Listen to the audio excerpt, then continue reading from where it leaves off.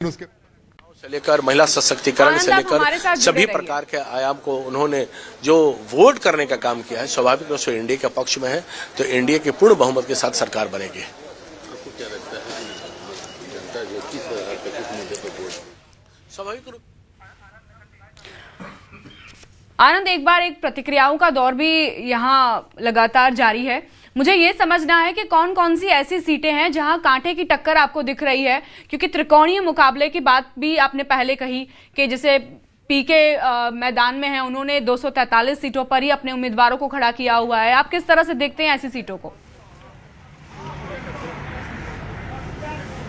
देखिए, कोई एक सीट के बारे में नहीं बताया। मैं आपको बता रहा हूं कि सीमांचल हो या फिर चंपारण का इलाका हो या फिर मगध के इलाका, प्रशांत किशोर की पूरी कोशिश है कि इस बार वो मुकाबले को त्रिकोणीय बनाए। जाहिर तौर पे अधिकांश सीटों पे मुकाबला आमने सामने का माना जा रहा है, लेकिन प्रशांत किशोर के कई ऐसे, जैसे मनीष कश्यप है जो चनपटिया से लड़ रहे हैं, वो एक चर्चित चेहरे के तौर पे थे।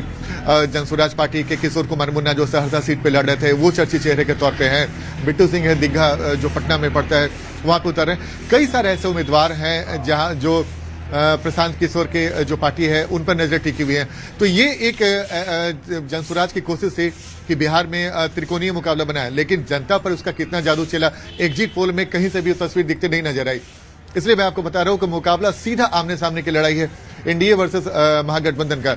और दीपा, सबसे महत्वपूर्ण बात है कि जिस तरीके से एग्जिट पोल आया और जिस तरीके से जो अभी बिल्कुल अभी हम जो अब तस्वीर देख रहे हैं, एनडीए को लगातार बढ़त मिलती जा रही है।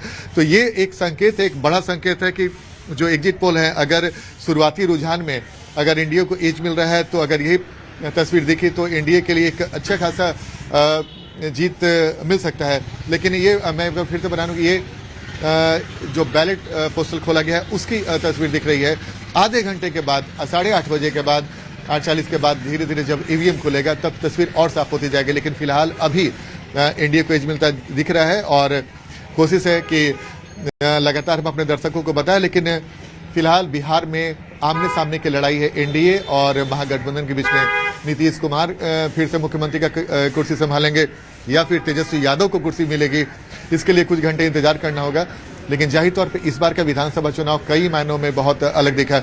राहुल गांधी ने चुनाव के पहले एसआईआर के मुद्दे पर पूरे बिहार में घूमकर एक माहौल बनाने की कोशिश की, लेकिन एसआईआर का मुद्दा बिहार में नहीं चलता दिखा। वहीं दूसरी तरफ तेजस्वी यादव ने बाद में जब मोर्चा संभाला तो वो पूरे समय कई ऐसी घोषणाएं किए जिसे उन्हें उम्मीद थी और अभी भी उम्मीद है कि उनकी सरकार बनेगी। लेकिन दूसरी तरफ मैंने आपको बताया कि 3 ऐसे महत्वपूर्ण फैसले बिहार की नीतीश सरकार ने किया जिसका जादू चलता बताया जा रहा है। और एग्जिट पोल में उसकी तस्वीर देखिए, पहला 1100 रुपये 400 पेंशन मिलता था वृद्धावस्था पेंशन, इससे बढ़ा के 1100 किया गया।